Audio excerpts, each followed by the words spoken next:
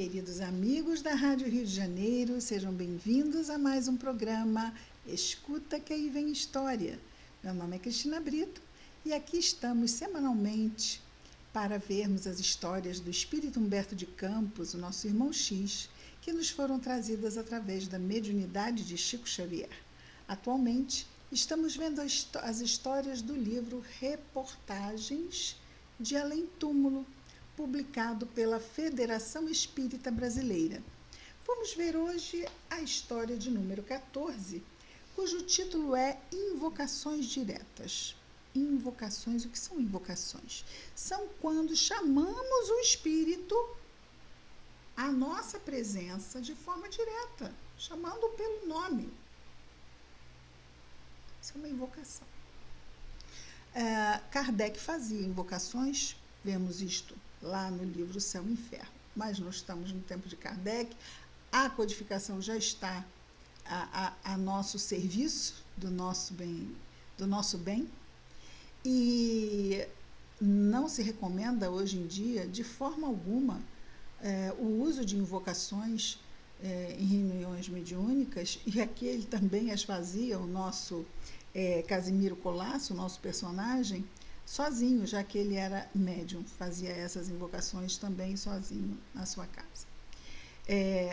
Por quê? Porque o trabalho das reuniões mediúnicas é organizado não pelos encarnados, mas pelas equipes espirituais, e são eles que vão definir quem vai estar na reunião para ser atendido. Isso é muito importante que nós destaquemos. Vejamos então a história como nos é trazida por Humberto de Campos.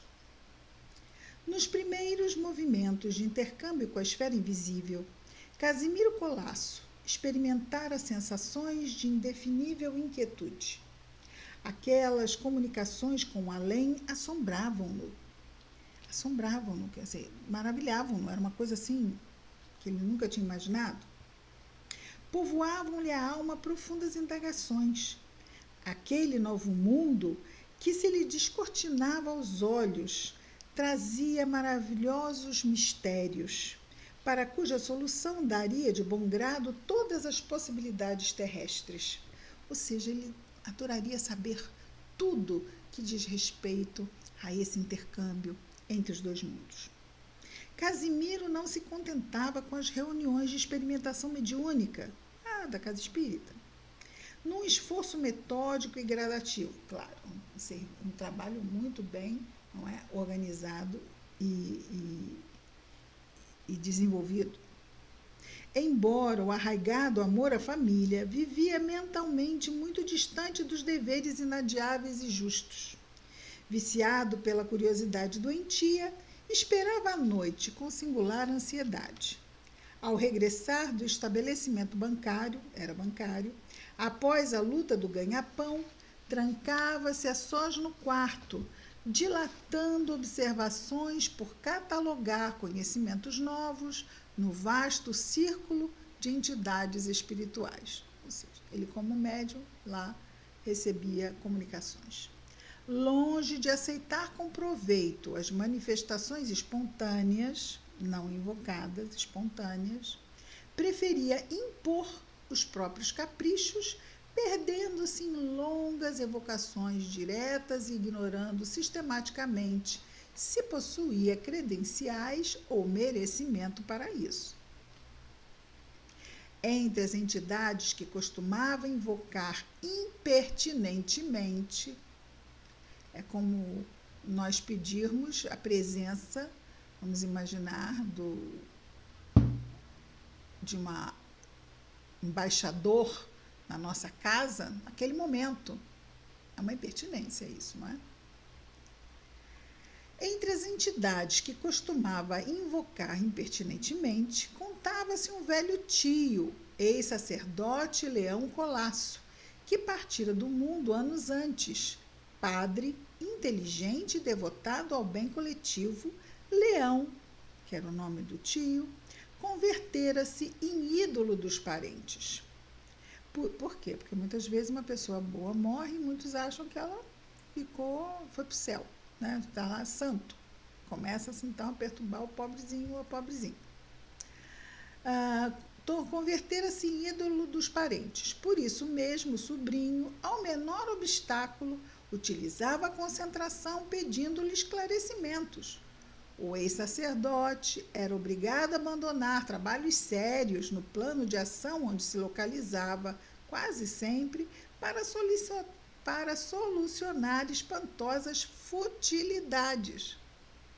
Decorrido algum tempo em que Leão se destacou pela paciência e o sobrinho pela leviandade, reconheceu o nobre emissário que a situação requeria outros rumos. Muito delicado, falou confidencialmente em mensagem carinhosa que Casimiro recebia através da própria mediunidade.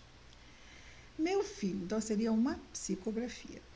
Meu filho, nas relações, diz o tio, com o invisível, nas relações com o invisível, não queiras impor a vontade carinhosa, caprichosa, quando não identificas ao certo as próprias necessidades. Ou seja, às vezes a gente começa, nem busca a solução. Se temos esse vício, porque é um vício, né? De pedir ajuda, de pedir opinião. O que você acha? O que você acha? Não tem pessoas que têm vício de nem pensa no próprio problema, mas já está querendo saber o que o outro acha, o que você me aconselha. Mas de quem é o problema? Porque, olha, livre-arbítrio é próprio. Se eu fizer uma má escolha, eu não posso dizer que foi o outro. Mas foi ele que escolheu. Não foi. Ele foi perguntado e deu a ideia dele. Certo?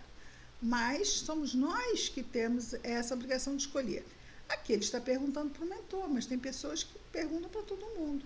E acabam não sequer amadurecendo a questão e buscando possíveis soluções. É um vício. E ele tinha o vício de, em vez de perguntar para o encarnado, perguntava para o tio, desencarnado.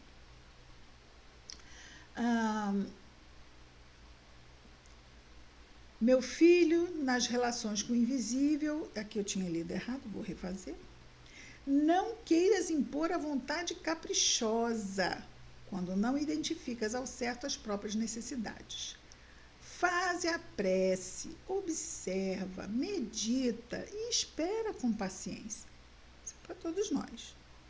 Faze a prece, espera, medita e espera com... Vou repetir.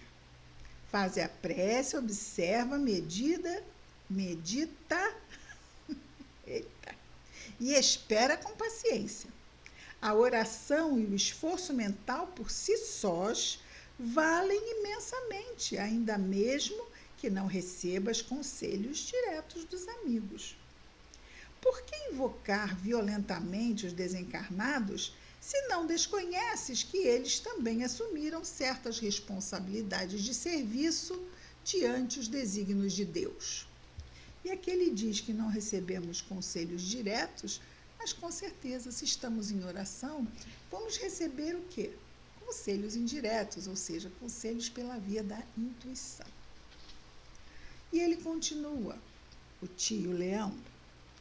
Por que insistir nominalmente no comparecimento de quem sofre ou de quem trabalha? No caso dele, era de quem trabalha. Submetes o primeiro, ou seja, quem sofre, à dor da vergonha, e o segundo, impões o pernicioso esquecimento do dever, porque para ele estar ali não vai estar trabalhando onde deveria estar. Não recordas a lição de Jesus na prece dominical? O mestre ensinou ao homem rogar-se a Deus o cumprimento da vontade divina, assim na terra como no céu. Trabalha, meu filho, e se atento, ou seja, esteja atento às obrigações próprias. Se não é justo pedir o aluno aos instrutores a necessária solução de problemas condizentes ao aprendizado em curso, também não é razoável abandone a criatura à possibilidade de novas luzes, recorrendo às ocorrências mais fúteis à bondade daqueles que a seguem de mais alto, que seguem essa pessoa de mais alto. Ou seja, nós, como alunos, na hora da prova, não vamos pedir ao professor, olha só, você pode, por favor, quanto é que é 2 vezes 2? Por favor? Oi? Não é por aí, não é isso?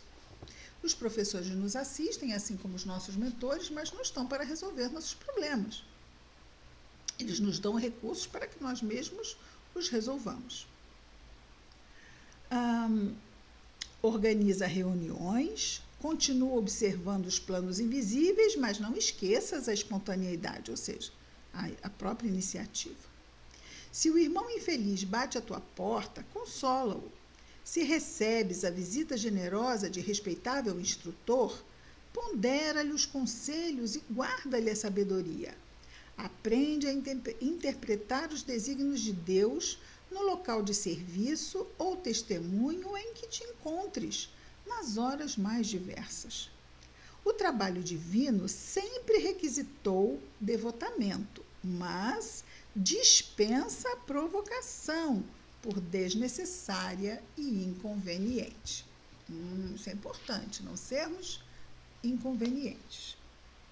Com essas, vamos dizer assim, com essas inversões de como as coisas têm que ser, não é? Nós recebemos recursos, mas o esforço e a escolha é nossa. Casimiro leu e releu a mensagem, mas, contudo, continuou agindo com a mesma leviandade que o caracterizava antes dela. A qualquer dificuldade mais levezinha, repetia o antigo estribilho: chamemos o tio Leão Colasso e teremos a solução precisa. Submergia-se a prestimosa entidade em verdadeiro mar de preocupações, porque ela estava lá, sobrinho chamando, ela trabalhando, sobrinho chamando, e escuta, né? A entidade escuta, e fica preocupada, o que será que está acontecendo? Às vezes é uma bobagem, o sobrinho lá, preocupado e perturbado com o sobrinho, pelo sobrinho. Submergia-se a prestimosa entidade em verdadeiro mar de preocupações, atenta à confusão que se desdobrava quando certo amigo, lá na espiritualidade, lhe observou. Falando então com o tio Leão Colasso: não te entregues à exagerada inquietação. Se o sobrinho vem buscar-te tantas vezes por semana, compelindo-te à dilatação dos serviços tão graves, isso quer dizer, promovendo atrasos e atrasos e atrasos, por que não o invocas igualmente? Olha que interessante essa solução. Se é verdade que os companheiros do mundo podem chamar-nos, não desconhecemos a possibilidade de lhes retribuir no mesmo grau. Experimentando a inconveniência das invocações diretas, o Casimiro renovará as concepções sobre o assunto, e creio que uma vez só vai bastar. O ex-sacerdote aceitou a ideia, evidenciando indisfarçável contentamento. Escolheu, por isso, a noite mais oportuna e, reunindo alguns companheiros, invocou o sobrinho, de modo a lhe proporcionar excelente lição. E o que vamos ver é que ele vai entrar em transe durante 4 horas, não vai ser durante o sono, não. Ele vai entrar em transe, vai ser colocado num estado que ele não consegue voltar para o corpo. Ai, que interessante, não? Enquanto se lhe enrijecia o organismo no leito, alarmando a família, Casimiro Colasso compareceu em espírito diante de reduzida assembleia que o atraía intencionalmente. Revelava-se indisposto e perturbado. O mísero, sentindo-se presa de inenarrável angústia. Frente aos amigos espirituais, jogou-se de joelhos e exclamou em pranto convulso: benfeitores amados, por quem sois? Não me deixeis voltar por enquanto ao vosso plano. Eu estava com medo de morrer. Quando tenho filhinhos a esperar por mim. Após doloroso gemido, prosseguiu num véu de lágrimas: ai, quem me chamou aqui com tamanha insistência? Deixai-me regressar à terra, por amor de Deus. Aproximou-se então O bondoso tio esclareceu: sou eu quem te chama, Casimiro. Oh, sois vós, meu tio, por quê? Desconheceis, porventura, a bagagem dos meus deveres? Tendes seguido carinhosamente meus passos e compreendeis certamente que não posso furtar-me ao cumprimento das obrigações intransferíveis. Não me retenhais aqui por mais tempo. Depois de soluços convulsivos, rematava diante do ex-sacerdote que sorria bondoso. Afinal, pergunta Casimiro, por que me buscaste assim nesta violência terrível? Colocou-lhe a entidade a mão paterna no ombro, evidenciando amorosa solicitude, e respondeu: chamei-te por amor e porque não devia desprezar a oportunidade de entregar-te novos valores educativos. Aprende a considerar as situações alheias, meu filho. Ou seja, não seja egoísta, né? Pensa também que o que você quer não pode atrapalhar o caminho do outro, principalmente quando o que queremos é algo fútil, é algo que podemos chegar por nós mesmos. Pedir ajuda é importante, mas isso fica para os momentos que realmente estamos necessitados e que não conseguimos resolver por nós mesmos. Também nós aqui temos deveres e trabalhos, responsabilidades e compromissos. Não somos figuras aéreas catalogadas entre seres ociosos ou vagabundos. Já que percebeste o quanto dói a perturbação infligida ao homem no trabalho honesto e intransferível, não procures desorientar serviços de nossa esfera de ação, onde colaboramos na estruturação espiritual de um mundo melhor. Tanto se pode invocar a entidade celeste, quanto atrair a criatura terrestre, ou seja, ele pode invocar de um lado para o outro, mas os espíritos também podem invocá-lo e fazer com que ele esteja lá quando ele não quer estar. Ou não precisa estar, é o mais correto.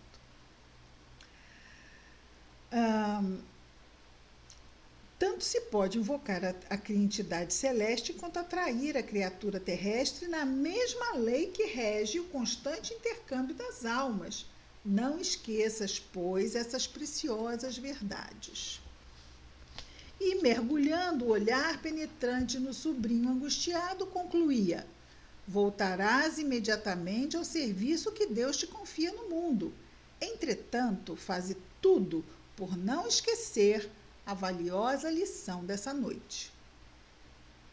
Em casa de Casimiro, todavia, observava-se o vai e vem dos familiares alarmados.